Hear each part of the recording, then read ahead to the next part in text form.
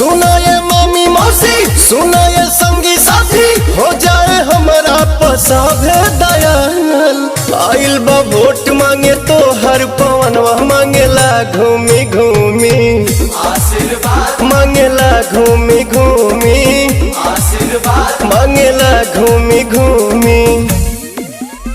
काराकोट की जनता जिंदाबाद जिंदाबाद जिंदाबाद, पवन भैया जिंदाबाद जिंदाबाद जिंदाबाद, काराकोट की जनता जिंदाबाद जिंदाबाद जिंदाबाद, पवन भैया जिंदाबाद जिंदाबाद जिंदाबाद।